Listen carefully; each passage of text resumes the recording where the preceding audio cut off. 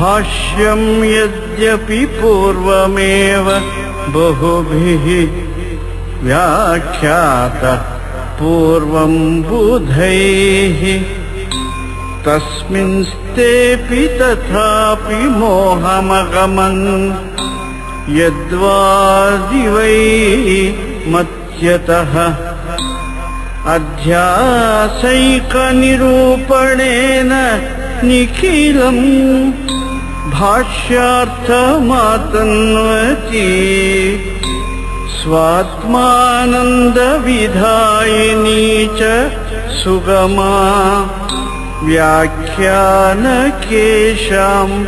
मुदे व्याख्यानकेशां मुदे।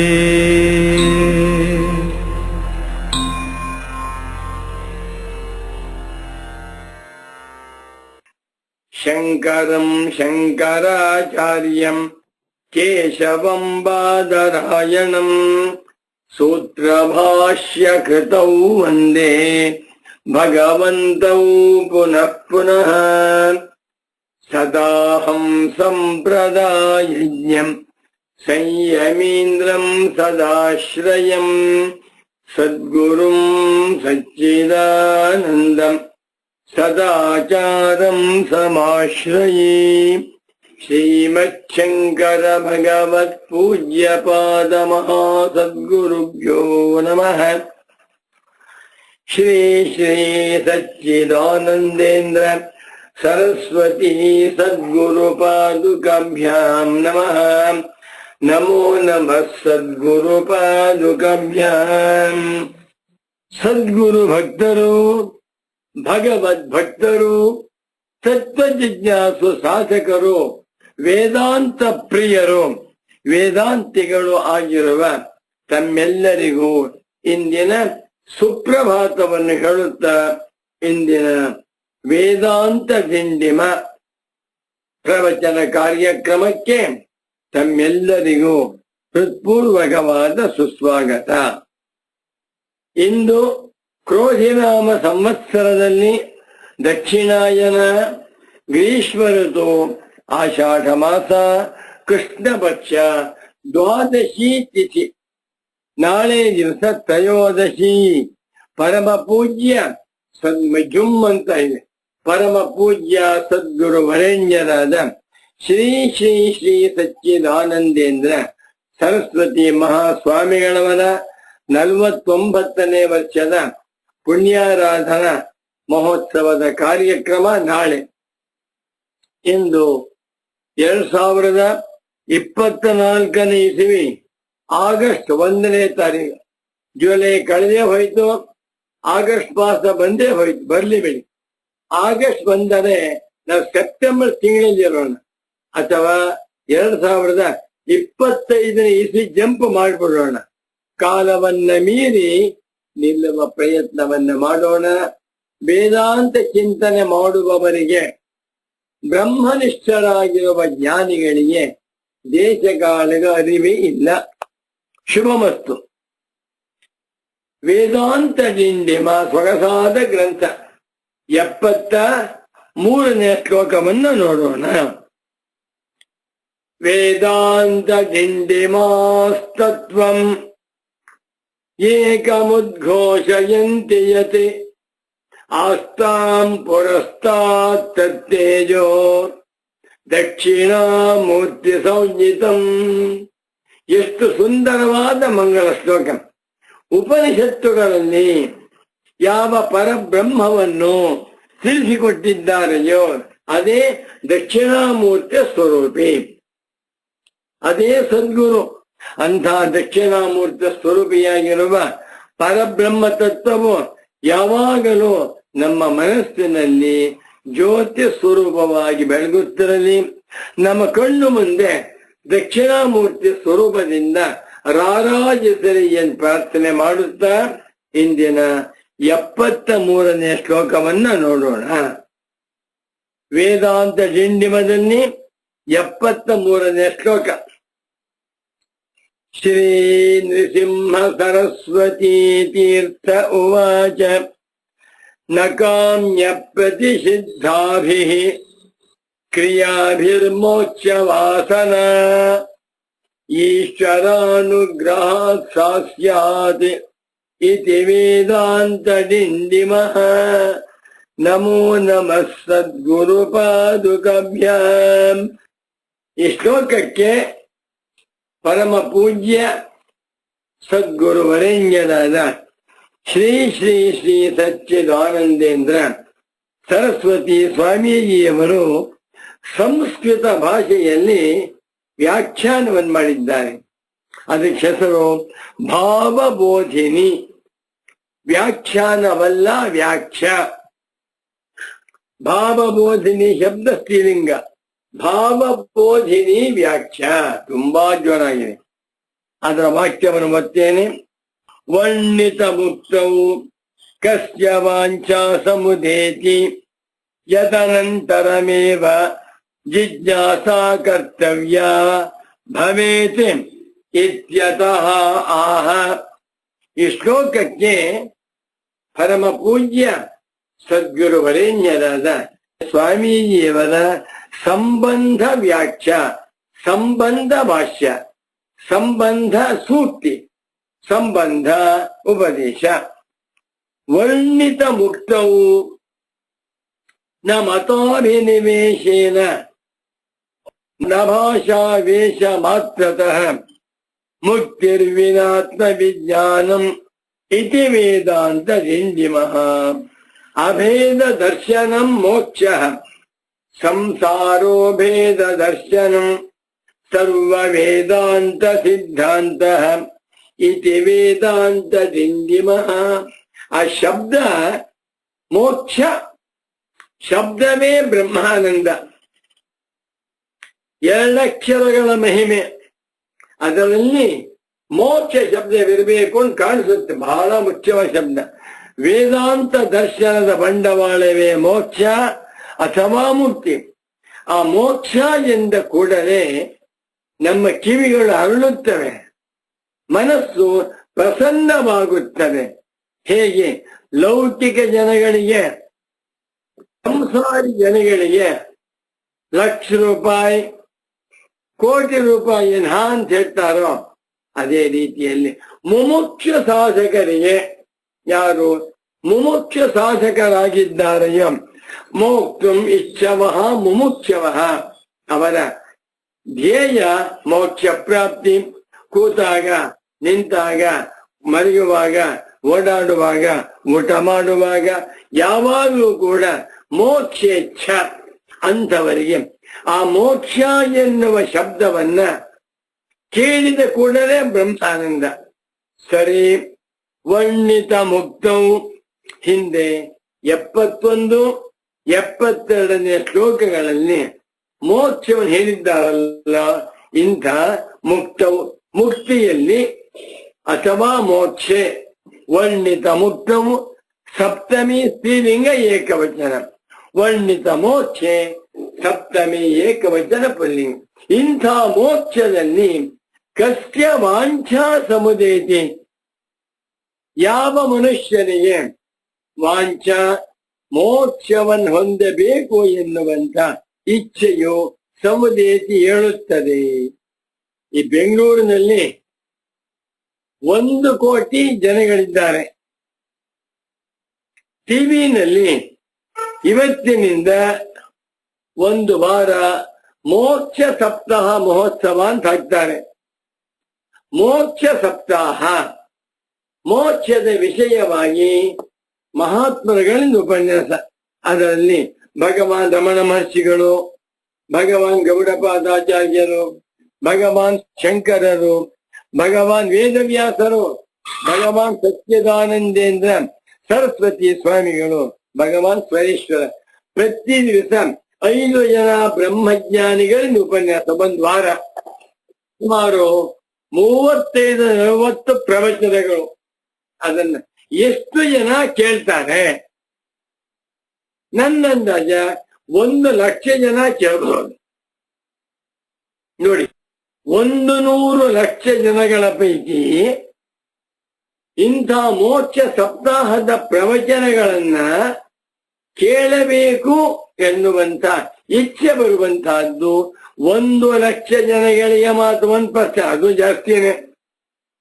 2 ಜನ ಕೇಳ್ತಾರೆ, 50,000 ಕಳಿಸ್ಕೋತಾರೆ, 50,000 ಉಳ್ಕೋತಾರೆ. 2ನೇ ಜನ ಕೇಳಿ ಅಯ್ಯೋ ಏನೋ ಹೇಳ್ತಾ ಇದ್ದಾರೆ ಅಂತ ಇನ್ನು ಸ್ವಲ್ಪ ಕೊನೆ ಉಳ್ಕೊಳ್ಳುವಂತವರು 10,000 ಜನಗಳು ಮಾತ್ರ, 1,000ಕ್ಕೊಬ್ಬ. ಹೌದಾ? ಹಾಗಾದರೆ ಹೇಗೆ ಉಂಟಾಗ್ಬೇಕು ನಮ್ಗೆ? ಕಸ್ಯ ವಾಂಛಾ ಮೋಕ್ಷ ಪ್ರಾಪ್ತಿಯಲ್ಲ, ನಾನು ಮೋಕ್ಷವನ್ನ ಹೊಂದಬೇಕು, ನನಗೆ ಮೋಕ್ಷವೇ ಬೇಕು, ನನಗೆ ಅಭ್ಯುದಯ ಸಾಕು, ಅಭ್ಯುದಯ ಸಹವಾಸ ಬೇಡ. ಅಭ್ಯುದಯ ಅಂದ್ರೇನು? ಮೇಲ್ಮೇಲಕ್ಕೆ ಹೋಗ್ಬೇಕು.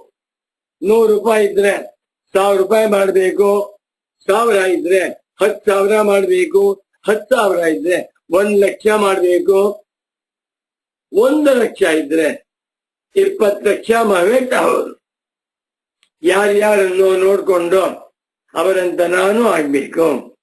90 ವರ್ಷ ಬದುಕಿದ್ರೆ 100 ವರ್ಷ ಬದುಕಬೇಕು, 100 ವರ್ಷ ಬದುಕಿದ್ರೆ 110 ವರ್ಷ ಬದುಕಬೇಕು, 2 ಸೈಟ್ ಇದ್ರೆ 4 ಸೈಟ್ ಮಾಡಬೇಕು, ಇತ್ಯಾದಿ ಇತ್ಯಾದಿ. ಸ್ವರ್ಗ ಲೋಕ ಪ್ರಾಪ್ತಿಗಾಗಿ ಹೋಮ ಹವನ ಮಾಡಬೇಕು, ಕೀರ್ತಿ ಬೇಕು, ಪ್ರಶಸ್ತಿ ಬೇಕು. ಇದಕ್ಕೆಲ್ಲ ಒಂದು ಹೆಸರು ಅಭ್ಯುದಯ.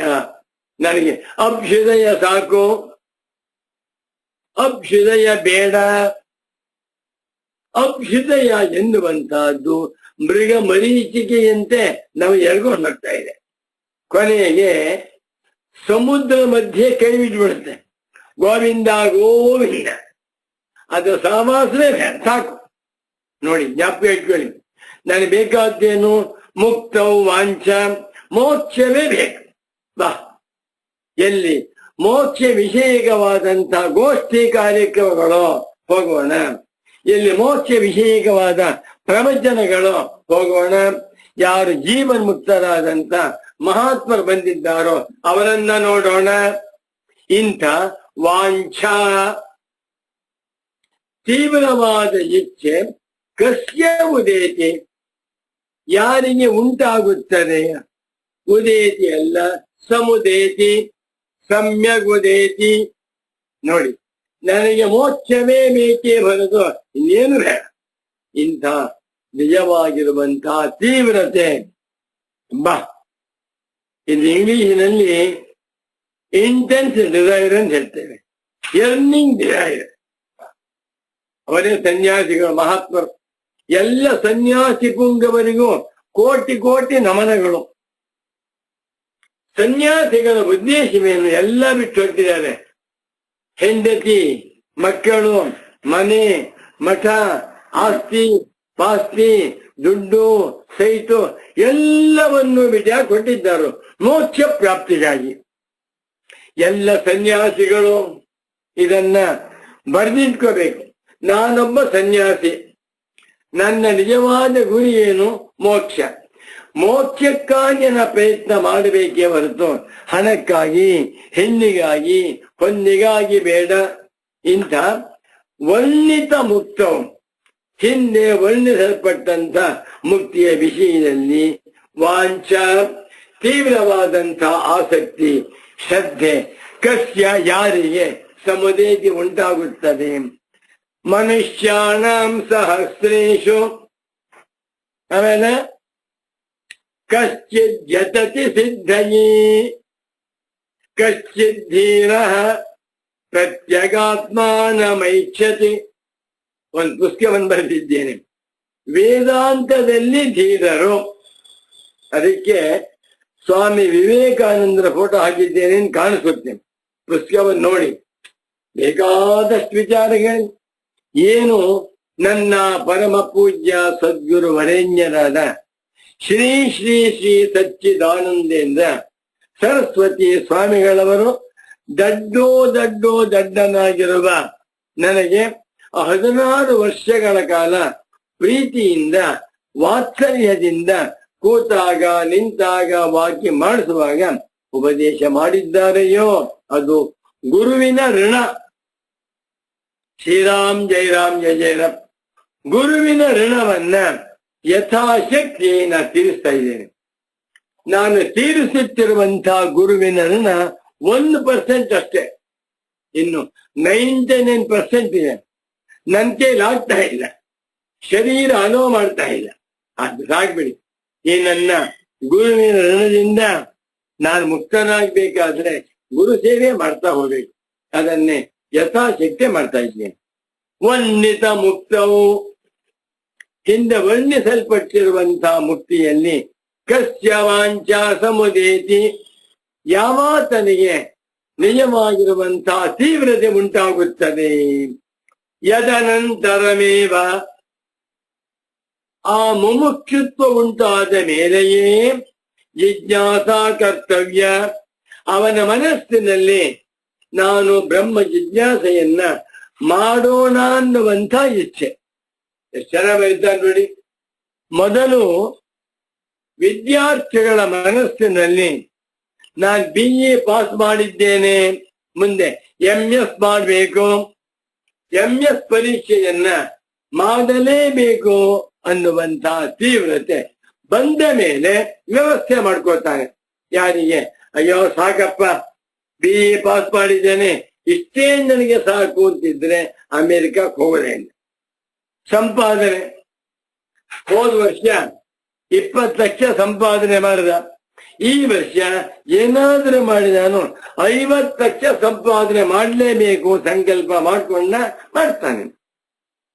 ಅದಕ್ಕೆ ದೃಢವಾಗಿರುವ ಸಂಕಲ್ಪ ಬೇಕು. ಏನು ಮೋಕ್ಷ ಎನ್ನುವಂತಹದ್ದು ಕಳ್ಳೆಕಾಯಿ ವ್ಯಾಪಾರವಲ್ಲ. ಮೋಕ್ಷ ಎನ್ನುವಂತಹದ್ದು ಚಿನ್ನ ಬೆಳ್ಳಿ ವ್ಯಾಪಾರವಲ್ಲ. ಮೋಕ್ಷ ಅನ್ನುವಂತಹದ್ದು ಅದ್ಭುತವಾದದ್ದು, ಅತ್ಯಮೂಲ್ಯವಾದ ಮಾನವ ಜನ್ಮವನ್ನೇ ಪವಿತ್ರಗೊಳಿಸುವಂತ ಪರಮ ಪವಿತ್ರವಾದ, ಪರಮ ಮಂಗಳಕರವಾದ, ಅತ್ಯದ್ಭುತವಾದ ವಿಚಾರ. ವರ್ಣಿತ ಮುಕ್ತವು ಕಸ್ಯ ವಾಂಛಾ ಸಮುದೇತಿ, ಯಾವನಿಗೆ ಇಚ್ಛೆ ಉಂಟಾಗುತ್ತದೆ.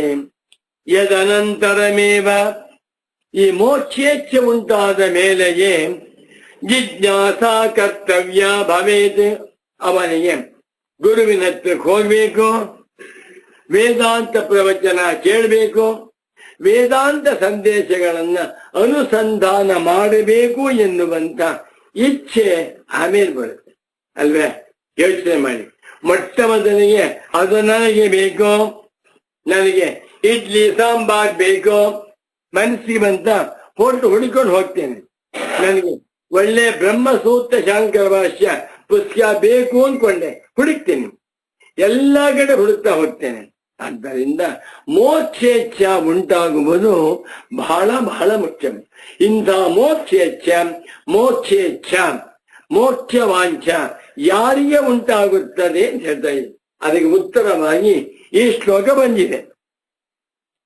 ಶ್ರೀ ನೃಸಿಂಹ ಸರಸ್ವತಿ ತೀರ್ಥ ಉವಾಚ ನ ಕಾಮ್ಯ ಪ್ರತಿಷಿದ್ಧಾಭಿಃ ಕ್ರಿಯಾಭಿರ್ಮೋಕ್ಷವಾಸನ ಈಶ್ವರಾನುಗ್ರಹಾತ್ ಸಾ ಸ್ಯಾತ್ ಇತಿ ವೇದಾಂತ ಡಿಂಡಿಮಃ. ಅದ್ಭುತವಾದ ಶ್ಲೋಕ. ಮತ್ತೊಮ್ಮೆ ಶ್ಲೋಕವನ್ನು ಓದ್ತೇನೆ. ಸುಮಾರು ಒಂದು ಪ್ರವಚನದಲ್ಲಿ 4-5 ಸಲ ಓದ್ತೇನೆ ನಾನು. ಯಾಕೆ? ಎಲ್ಲರೂ ಗಟ್ಟಿ ಮಾಡಬೇಕು ಅಂತ. ನಾನು ಗಟ್ಟಿ ಮಾಡಿದ್ದೇನೆ? ಇಲ್ಲ, ನಾ ಗಟ್ಟಿ ಮಾಡಿಲ್ಲ. ಪರಮ ಪೂಜ್ಯ ಸದ್ಗುರು ಪುಂಗವರಾದ ಶ್ರೀ ಶ್ರೀ ಶ್ರೀ ಸಚ್ಚಿದಾನಂದೇಂದ್ರ ಸರಸ್ವತಿ ಸ್ವಾಮಿಗಳವರು ಗಟ್ಟು ಮಾಡಿಸಿದ್ದಾರೆ. ನಾನು ಗಟ್ಟು ಮಾಡಿದ್ದೇನೆ ಎಂದು ಮಹಾಪರಾಧ. ನಾನೇನು ಮಾಡೇ ಇಲ್ಲ. ಗುರುಗಳು ಕೂತಾಗ ನಿಂತಾಗ ಹೇಳು ಶ್ಲೋಕ, ಗಟ್ಟು ಮಾಡು, ಅನ್ವಯ ಹೇಳು, ಪದಚ್ಛೇದ ಮಾಡಿಸ್ತಾ ಇದ್ದಾದ್ರಿಂದ ಕ್ರೆಡಿಟ್ ಎಲ್ಲ ಗುರುಗಳಿಗೆ. ಏನಾದ್ರೂ ತಪ್ಪು ಹೇಳಿದ್ರೆ ಮಾತ್ರ ನನಗೆ ಸೇರಿದ್ದು. ಮತ್ತೊಮ್ಮೆ ಶ್ಲೋಕವನ್ನು ಹೇಳ್ತೇನೆ, ತುಂಬಾ ಚೆನ್ನಾಗಿ. ನಾನು ಸಾಮಾನ್ಯವಾಗಿ ಒಂದೊಂದೇ ಶ್ಲೋಕ ತಗೊಳ್ತೇನೆ. ಯಾಕೆ?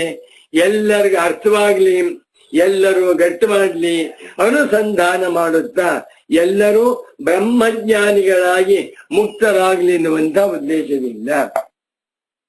ನ ಕಾಮ್ಯ ಪ್ರತಿಷಿದ್ಧಾಭಿಃ ಕ್ರಿಯಾಭಿರ್ಮೋಕ್ಷವಾಸನ ಈಶ್ವರಾನುಗ್ರಹಾತ್ ಸಾಸ್ಯಾತ್ ಇತಿ ವೇದಾಂತ ದಿಂಡಿಮಃ. ಓಂ ಶಾಂತಿ ಶಾಂತಿ ಶಾಂತಿ. ನಾಳೆ ದಿವಸ ಕಾಯ್ಕೊಂಡಿದ್ದೀನಿ. ಯಾವ ಪರಮ ಪೂಜ್ಯ ಸದ್ಗುರು ಪುಂಗವರಾದ ಶ್ರೀ ಶ್ರೀ ಶ್ರೀ ಸಚ್ಚಿದಾನಂದೇಂದ್ರ ಸರಸ್ವತಿ ಮಹಾಸ್ವಾಮಿಗಳವರು ಕರ್ನಾಟಕ ರಾಜ್ಯದಲ್ಲಿ ಕನ್ನಡಾಂಬೆಯ ಸುಪುತ್ರರಾಗಿ ಅವತಾರವನ್ನ ಮಾಡಿ ವೇದಾಂತಾಧ್ಯಯನದಿಂದ ವೇದಾಂತ ಚಿಂತನೆಯಿಂದ ವೈರಾಗ್ಯ ಚಕ್ರವರ್ತಿಗಳಾಗಿ ಯತಿವರೇಣ್ಯರಾಗಿ 96ನೇ ವಯಸ್ಸಿನವರೆಗೂ ವೇದಾಂತ ಗೌಡಪಾದ ಶಂಕರ ಸುರೇಶನ ರಮಣ ಅಂತ ಹೇಳ್ತಾ 25 ಗಂಟೆಗಳ ಕಾಲ, ಒಂದು ತಿಂಗಳಲ್ಲಿ 32 ದಿವಸಗಳು, ಒಂದು ವಾರದಲ್ಲಿ 8 ದಿವಸಗಳು, ಒಂದು ವರ್ಷದಲ್ಲಿ 370 ದಿವಸಗಳು ವೇದಾಂತದಲ್ಲೇ ಮುಳುಗಿಬಿಟ್ಟಿದ್ದರು. ತಾವು ಮಾತ್ರ ವೇದಾಂತಾಸಕ್ತರಾಗಿದ್ದಷ್ಟೇ ಅಲ್ಲ, 100 ವೇದಾಂತ ಗ್ರಂಥಗಳನ್ನು ಬರೆದು ಜೀವಂತರಾಗಿದ್ದ ಪೂಜ್ಯರಾದ ಸದ್ಗುರು. ಅವರನ್ನ ಎಷ್ಟು ಹೇಳಿದ್ರೂ ಕಮ್ಮಿ. ಶಾಂಕರ ಪ್ರಸ್ಥಾನತ್ರೆಯ ಭಾಷ್ಯಗಳು ಸಂಸ್ಕೃತ ಭಾಷೆಯಲ್ಲಿದ್ದವು, ಪಂಡಿತರ ಸೊತ್ತಾಗಿದ್ದವು, ಯಾವ ಲೌಕಿಕರಿಗೂ ಅರ್ಥವಾಗ್ತಾ ಇರಲಿಲ್ಲ. ಅಂತ ಮೋಕ್ಷ ಗ್ರಂಥಗಳನ್ನ, ಶಾಂಕರ ಭಾಷ್ಯ ಗ್ರಂಥಗಳನ್ನ ಕನ್ನಡ ಭಾಷೆಯಲ್ಲಿ ಅನುವಾದ ಮಾಡಿ ಅಡಿ ಟಿಪ್ಪಣಿ, ಹೆಡ್ಡಿಂಗು, ಮಧ್ಯೆ ಮಧ್ಯೆ ಕ್ರಾಸ್ ರೆಫರೆನ್ಸಸ್, ಪ್ರಾರಂಭದಲ್ಲಿ ವಿಷಯಾನುಕ್ರಮಣಿಕೆ, ಕೊನೆಯಲ್ಲಿ ಶಬ್ದಾನುಕ್ರಮ. ಏನ್ ಸ್ವಾಮಿ ಇದು? ಇಂಪಾಸಿಬಲ್. ಇಡೀ ವಿಶ್ವದಲ್ಲಿ ಯಾರೂ ಕೂಡ ಇಷ್ಟು ವೇದಾಂತ ನಾರಾಯಣನ ಸೇವೆಯನ್ನು ಮಾಡಿಲ್ಲ. ವೇದವ್ಯಾಸರನ್ನ ಬಿಟ್ಟರೆ ಶಂಕರಾಚಾರ್ಯರು ಮಾಡಿಲ್ಲ. ಅಂತ ಅದ್ಭುತವಾದ ಸಾಹಿತ್ಯವನ್ನ ಕನ್ನಡ ಭಾಷೆಯಲ್ಲಿ ಮಾಡಿರುವಂತಹ ಮಹಾತ್ಮರ ಸ್ವಾಮಿ ಸುಮ್ನೆ ಹೊಗಳ್ತಾ ಇಲ್ಲ. ನಾನು ಗುರುವನ್ನು ಹೊಗಳಿದ್ರೆ ನನಗೆ 1000 ರೂಪಾಯಿ ಕೊಡ್ತಾರ ಅವರು? ಏನಿಲ್ಲ, ಅವರ ಆಶೀರ್ವಾದ ಇದ್ದೇ ಬಿಟ್ಟಿದೆ. ನಾವು ಗುರುಗಳನ್ನು ಹೊಗಳಿದ್ರು ಹೊಗಳದೆ ಹೋದ್ರು ನನ್ನ ಮೇಲೆ 1000% ಆಶೀರ್ವಾದವಿದೆ. ನಾನು ಯಾವುದಕ್ಕೂ ಅಂಥ ಮಹಾತ್ಮರು ದೇಹ ತ್ಯಾಗ ಮಾಡಿದಂತಹ ದಿವಸ ಆಷಾಢ ಮಾಸ ಕೃಷ್ಣ ಪಕ್ಷ ತ್ರಯೋದಶಿ 50 ಪುಸ್ತಕ ಬರೆದಿದ್ದಾರೆ. ವೇದಾಂತ ಪ್ರಕ್ರಿಯಾ ಪ್ರತ್ಯವಿಜ್ಞಾ, ಸುಗಮ ಕ್ಲೇಶಾಪಹಾರಿಣಿ, ಮಾಂಡೂಕ್ಯ ರಹಸ್ಯ ವಿವೃತಿ, ಶುದ್ಧ ಶಾಂಕರ ಪ್ರಕ್ರಿಯೆ ಎಷ್ಟಿದೆ. ಬಾಬಾ ಬ್ರಹ್ಮಾನಂದ ಕಲ್ಪವೃಕ್ಷ ಕಾಮಣೆ ನ ಕಾಮ್ಯ ಪ್ರತಿಷಿದ್ಧಾಭಿ ಕ್ರಿಯಾಭಿರ್ಮೋಕ್ಷವಾಸನ ಈಶ್ವರಾನುಗ್ರಹಾತ್ ಸಾಸ್ಯಾತ್ ಇತಿ ವೇದಾಂತ ದಿಂಡಿ ಮಹಾಶ್ಲೋಕ. ಇದಕ್ಕೆ ಪೀಠಿಗೆ ಓದಿದ್ದಾಯ್ತಲ್ವೇ? ವರ್ಣಿತ ಮುಕ್ತೌ ಕಸ್ಯ ವಾಂಛಾ ಸಮುದೇತಿ ಯದನಂತರಮೇವ ಜಿಜ್ಞಾಸಾ ಕರ್ತವ್ಯ ಭವೇತ್ ಇತ್ಯಾಹ. ನೋಡಿ, ಓದುವಾಗ ಗುರುಗಳು ಸರಿಯಾಗಿ ಓದು ಅಂದ್ರು. ನಾನು ಯದನಂತರಮೇವ ಅಲ್ಲ, ಸರಿಯಾಗಬಹುದು. ಯದನಂತರಮೇವ ಅಲ್ಲ, ಹಾಗೆ ಓದ್ಬೇಕಮ್ಮ. ಯದನಂತರಮೇವ, ನೀನು ಯದನಂತರಮೇವ ಅಂತ ಓದ್ತಾ ಇದೀಯ, ತಪ್ಪು. ಹಾಗೆ ಓದಬಾರದು. ಯದನಂತರಮೇವ, ಶಬ್ದವ ಯಾವುದಾದ ಕೂಡಲೇ ಮುಮುಕ್ಷುತ್ವ ಉಂಟಾದ ಮೇಲೆಯೇ ಅಲ್ಲವೇ ಅವನಿಗೆ ಅಥಾತೋ ಬ್ರಹ್ಮ ಜಿಜ್ಞಾಸ. ಸರಿ, ಪದ ವಿಭಾಗವನ್ನು ಮಾಡ್ತೇನೆ, ನೋಡ್ಕೊಳ್ಳಿ. ನ ಕಾಮ್ಯ ಪ್ರತಿಷಿದ್ಧಾಭಿ ಕ್ರಿಯಾಭಿ ಮೋಕ್ಷವಾಸನ. 4 ಪದಗಳು. ಈಶ್ವರಾನುಗ್ರಹಾತ್ ಸಾ ಸ್ಯಾತ್ ಇತಿ ವೇದಾಂತ ದಿಂಡಿಮಃ. ಪೂರ್ವಾರ್ಧದಲ್ಲಿ 4, ಉತ್ತರಾರ್ಧದಲ್ಲಿ 5, 4 + 5, 9 ಪದಗಳಿಂದ ರಚಿತವಾಗಿರುವ ಅತ್ಯಂತ ರಮಣೀಯವಾದ ಶ್ಲೋಕವಿದೆ. ಶ್ಲೋಕಕ್ಕಿಂತ ಗುರುಗಳ ವ್ಯಾಖ್ಯಾನ, ಗುರುಗಳ ವ್ಯಾಖ್ಯಾನಕ್ಕಿಂತ ಶ್ಲೋಕ, ಎಲ್ಲಕ್ಕಿಂತಲೂ ಮೇಲಾಗಿ ನನ್ನ ಪಾಲಿಗೆ ಸಚ್ಚಿದಾನಂದೇಂದ್ರ ಸರಸ್ವತಿ ಸದ್ಗುರುಗಳ ಪಾಠಕ್ರಮ ಅದ್ಭುತ, ಪರಮಾದ್ಭುತ. ಇವಾಗ ಅರ್ಥವಾಗ್ತಾ ಇದೆ. ಅದು ಅಮೃತ ರಸಾಯನ ಅನ್ವಯ ಹೇಳ್ತೇನೀಗ. ಕಾಮ್ಯ ಪ್ರತಿಷಿದ್ಧಾಭಿ ಕ್ರಿಯಾಭಿ ಮೋಕ್ಷವಾಸನ ನ ಸಮುದೇತಿ ಕಿಂತು ಸಾ ಮೋಕ್ಷವಾಸನ ಈಶ್ವರಾನುಗ್ರಹಾದೇವ ಸ್ಯಾತ್ ಇತಿ ವೇದಾಂತ ಡಿಂಡಿಮ. ಏನ್ ಶ್ಲೋಕ ಸ್ವಾಮಿ, ಪರಮಾನಂದದಾಯಕ. ಕಾಮ್ಯ ಪ್ರತಿಷಿದ್ಧಾಭಿ ಕ್ರಿಯಾಭಿ, ಸ್ತ್ರೀಲಿಂಗ.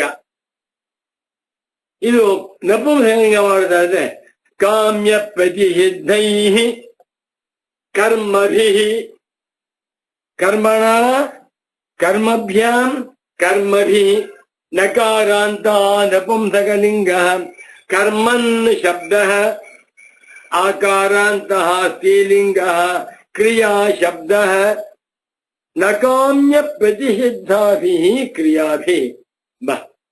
ಕಾಮ್ಯ ಕರ್ಮಗಳನ್ನ ಮಾಡುತ್ತಿರುವುದರಿಂದ ಅಂಥವರಿಗೆ ಮೋಕ್ಷವಾಸನ ಖಂಡಿತವಾಗುಂಟಾಗುವುದಿಲ್ಲ.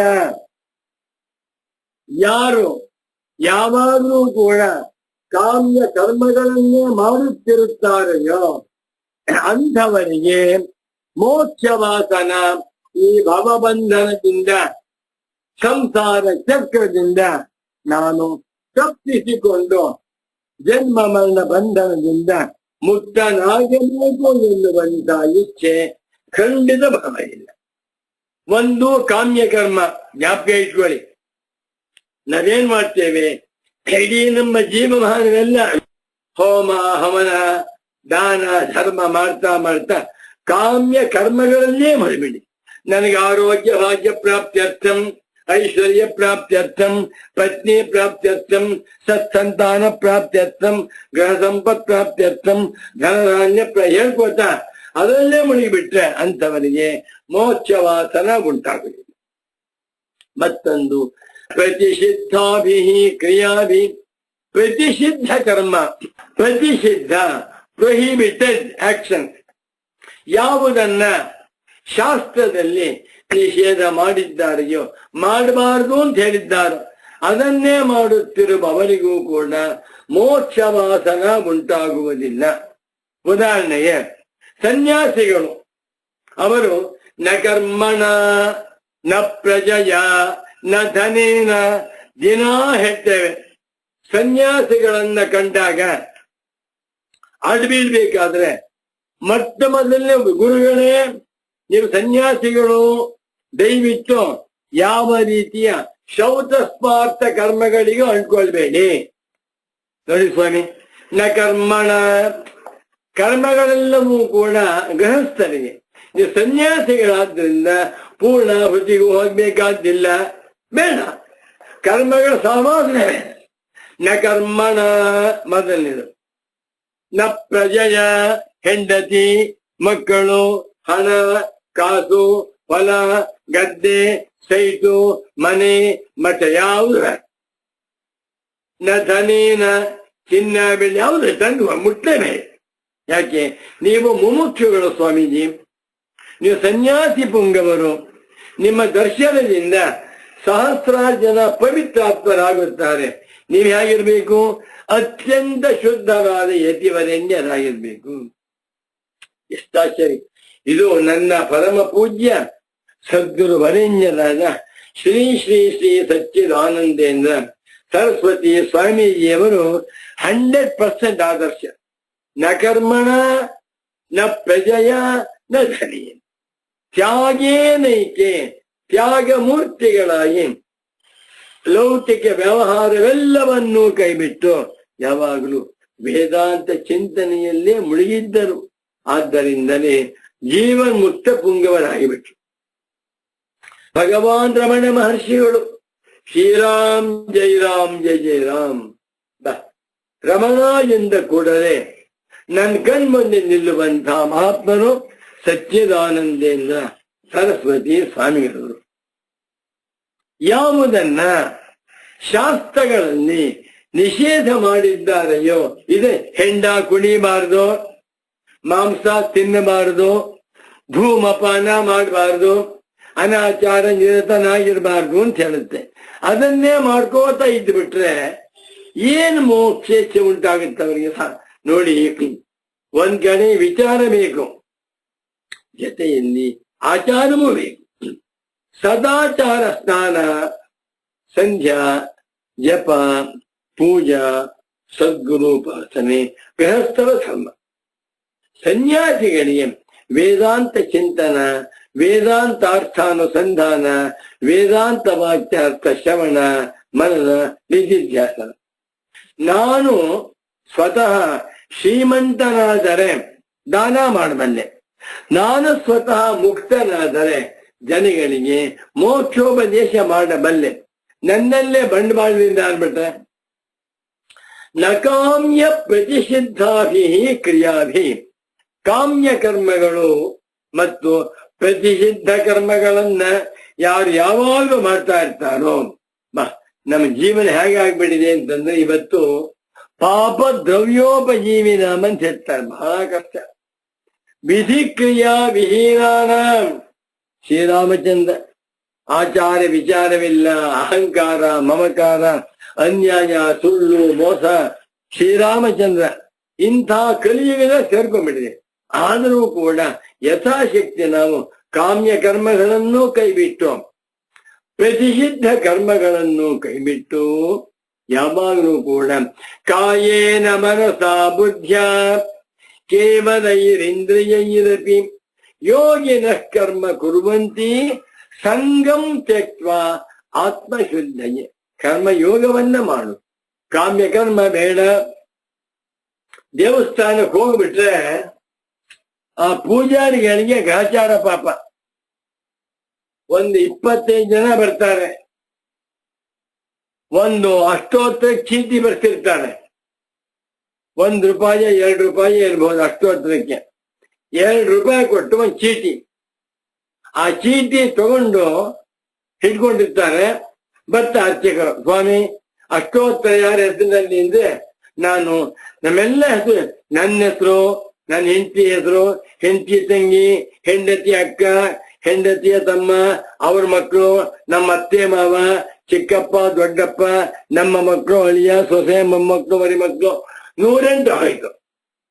ಈ 108 ಹೆಸೆ ಬಿಟ್ಟು ₹2 ಕೊಟ್ಬಿಟ್ಟು ಇವರೆಲ್ಲರಿಗೂ ಕೂಡ ದೀರ್ಘಾಯುರಾರೋಗ್ಯ ಐಶ್ವರ್ಯಾಭಿವೃದ್ಧಿಯತ್ತಮ್ ಅಂತ ಅಷ್ಟೋತ್ತರ ಮಾಡಿಸ್ಬೇಕು ಅಂದ್ರೆ ಆ ಅರ್ಚಕರಿಗೆ ಸಾಕಾಗಿ ಹೋಗ್ತಾರೆ. ಬುದ್ಧಂತೆ ಮಾಡ್ತಾರೆ, 2 ನಾಮ ಹೇಳ್ತಾರೆ.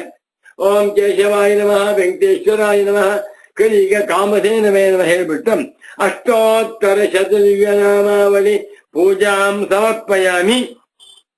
ಏನ್ರಿ ಪುರೋಹಿತರೆ, 2ನೇ ಹೆಸರು ಹೇಳಿದ್ರಲ್ಲ ಅಂದ್ರೆ ಮೊದಲೇ ನಾನು ನಿಮ್ಮೆಲ್ಲ ಹೇಳ್ಬಿಟ್ನಲ್ಲ ಅಂತಾರೆ. ದೇವರ ಹೆಸರೇ ಇಲ್ಲ, ಈ ಗೃಹಸ್ಥರ ಹೆಸರು ₹2. ಇದು ನೋಡಿ ಎಂಥ ಅನ್ಯಾಯ. ವೆಂಕಟೇಶ್ವರ ನೋಡ್ತಾ ಇದ್ದಾನು, ನೀನ್ ನನಗೆ ಮೋಸ ಮಾಡ್ತೀಯ, ನಾನು ಸರ್ವಜ್ಞ, ನಿನ್ನ ಅಂತರ್ಯಾಮಿ ನೋಡ್ತಾ ಇರ್ತೀನಿ ನಿಂತಾನೆ. ಯಾರಿಗೆ ಬೇಕಾದ್ರೂ ಮೋಸ ಮಾಡಬಹುದು, ಅಂತರಾತ್ಮನಿಗೆ. ಅದನ್ನ ಇಂಗ್ಲಿಷಿನಲ್ಲಿ ನಮ್ ಕಾನ್ಶಿಯನ್ಸ್ ಅಂತ ಹೇಳ್ತಾರೆ. ದೇವರು ಮೋಸ ಮಾಡಕ್ಕಾಗುದು.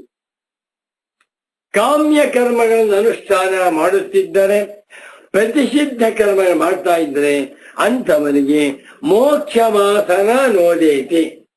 ಇಲ್ಲಿ ಪೂಜ್ಯರಾದ ಸದ್ಗುರುಗಳು ಒಂದು ಸ್ವಾರಸ್ಯ ಹೇಳಿದ್ರು ನನಗೆ. ನೋಡಪ್ಪ ಮಗು, ನಕಾಮ್ಯ ಪ್ರತಿಷಿದ್ಧಾಭಿ ಕ್ರಿಯಾಭಿಯನ್ನು ಸ್ತ್ರೀಲಿಂಗ ಹಾಕಿದ್ದಾರೆ. ಯಾಕೆ? ಕರ್ಮ ಬೇರ್ಬೋದಾಯ್ತಲ್ಲ. ನಕಾಮ್ಯ ಪ್ರತಿಷಿದ್ಧೈಶ್ಚ ಕರ್ಮಭಿರ್ ಮೋಕ್ಷ ವಾಸನ ಎಂದು ನಪುಂಸಕಲಿಂಗ ಶಬ್ದ ಕರ್ಮ ಶಬ್ದ ಹಾಕ್ಬೋದು ಆಗಿತ್ತಲ್ಲ, ಯಾಕೆ ಹಾಕಿಲ್ಲ? ಅಪ್ಪ ಗುರುಗಳ ಪ್ರಶ್ನೆ ಗೊತ್ತಿಲ್ಲ, ನೀವೇ ಹೇಳ್ಬೇಡಿ. ಹಿಂದೆ ಅವಾಗ ಹೇಳಿದ್ರು, ನೋಡಪ್ಪ ಕ್ರಿಯಾಭಿ ಸ್ತ್ರೀಲಿಂಗ, ಸ್ತ್ರೀಯರು ಪುರುಷರನ್ನ ಮೋಹ ಮಾಡ್ತಾರೆ. ಪುರುಷ ಎಷ್ಟೇ ಕೋಪ ಮಾಡ್ಕೊಂಡಿದ್ರು, ಎಷ್ಟೇ ಹೆಂಡತಿನ ಬೈತಾ ಇದ್ರು, ಆ ಪತ್ನಿ ಸ್ತ್ರೀ ಆದ್ದರಿಂದ ಹಾವಭಾವಗಳಿಂದ ನಗುಮುಖದಿಂದ ಈ ಪುರುಷನನ್ನು ಸೆಳೀತಾಳೆ ತನ್ನ ಕಡೆಗೆ. ಅದೇ ರೀತಿಯಲ್ಲಿ ಕಾಮ್ಯ ಕರ್ಮಗಳನ್ನ ನಾನು ಬಿಟ್ಟಿದ್ದೇನೆ ಅಂತ ಹೇಳ್ಕೊಂಡ. ಇನ್ನು ಮೇಲೆ ನಾಳೆಯಿಂದ ಕಾಮ್ಯ ಕರ್ಮಗಳು ಮಾಡುವುದಿಲ್ಲ ಅನ್ಕೊಂಡ. ಆದರೆ ಕ್ರಿಯಾಭಿ ಆ ಕ್ರಿಯೆಗಳು ಇವನನ್ನ ಮೆಲ್ಲಿ ಎಳೆಯುತ್ತೆ. ಪ್ರತಿಶ್ರದ್ಧಾಭಿ ಈ ಆಷಾಢ ಮಾಸದಲ್ಲಿ ನಾನು ಸುಳ್ಳು ಹೇಳುವುದಿಲ್ಲ, ಮೋಸ ಮಾಡುದು ಸಂಕಲ್ಪ ಮಾಡಿಕೊಂಡ. ಆಷಾಢ ಮಾಸ ಕಳೆದಾಯ್ತು, ಶ್ರಾವಣ ಮಾಸ ಬಂತು, ಪುನಃ ಪೂರ್ವೇತಿಹಾಸ. ಆದ್ದರಿಂದ ಕಾಮ್ಯ ಪ್ರತಿಷಿದ್ಧ ಕರ್ಮಗಳು ಉಪಾಯದಿಂದ ಮಾನವರನ್ನ ಪುನಃ ಕಾಮ್ಯ ಪ್ರತಿಷಿದ್ಧ ಕರ್ಮಗಳಲ್ಲಿಯೇ ತೊಡಗುವಂತೆ ಮಾಡುತ್ತವೆ ಅಂತ ಅರ್ಥ. ಅದರಲ್ಲೇ ಮುಳುಗಿರುವವರಿಗೆ ಮೋಕ್ಷವಾಸನ ನಾಸ್ತಿ. ಈಶ್ವರಾನುಗ್ರಹಾದೇವ ಪುಂಸ. ನಿಜ ಸತ್ಯವಾದ ಮಾತನ್ನ ನೋಡಿದ್ದೇನೆ. ವೇದಾಂತವನ್ನ ಕೇಳಬೇಕು, ವೇದಾಂತವನ್ನ ಶ್ರವಣ ಮಾಡಿ ಅರ್ಥ ಮಾಡ್ಕೊಳ್ಬೇಕು ಎನ್ನುವಂತ ಆಸಕ್ತಿ ಬರಬೇಕಾದ್ರು ಈಶ್ವರಾನುಗ್ರಹ ಬೇಕಪ್ಪ. ನಕ ಸಕಾಮ ಬಿರ್ಜಾಯತೆ ತತ್ರ ತತ್ರ ನಾವಿರತೋ ದುಶ್ಚರಿತಾತ್ ತಗಂಹದೇವ ಆತ್ಮಬುದ್ಧಿ ಪ್ರಕಾಶಂ ಮುಮುಕ್ಷುರ್ವೈ ಶರಣಮಹಂ ಪ್ರಪದ್ಯ. ನೋಡಿ, ಮುಂಡಕ, ಕಠ, ಶ್ವೇತಾಶ್ವತ. ನಾನು ಗುರುಗಳ ಭಾಷೆ ಓದ್ಲೇ ಇಲ್ಲ, ಮುಂದಿನ ವಾರ ಹೇಳ್ತೇನೆ ಬಿಡಿ. ಹೀಗೆ ಕಾಮ್ಯ ಪ್ರತಿಷಿದ್ಧ ಕರ್ಮಗಳನ್ನ ಕೈ ಬಿಟ್ಟು ವೇದಾಂತ ಚಿಂತನೆಯನ್ನೇ ಸಹಜವಾಗಿ ಮಾಡುವಂತಹ ಮಹಾತ್ಮರಿಗೆ ಮುಮುಕ್ಷುತ್ವ ಉಂಟಾಗುತ್ತೆ. ಮುಮುಕ್ಷುತ್ವ ಬಂತ ಅಂತವರು ಮೋಕ್ಷ ಪ್ರಾಪ್ತಿಗಾಗಿ ಪ್ರಯತ್ನವನ್ನ ಮಾಡುತ್ತಾರೆ. ಆತ್ಮಜ್ಞಾನವನ್ನ ಪಡೆದುಕೊಂಡು ಅಂತವರು ಕೃತಾರ್ಥರಾಗುತ್ತಾರೆ ಅನ್ನುವ ವಿಚಾರವನ್ನ ತುಂಬಾ ಸುಂದರವಾಗಿ ಈ ಶ್ಲೋಕದಲ್ಲಿ ಹೇಳ್ತಾ ಇದ್ದಾರೆ ಅಂತ ತಿಳಿಸುತ್ತಾ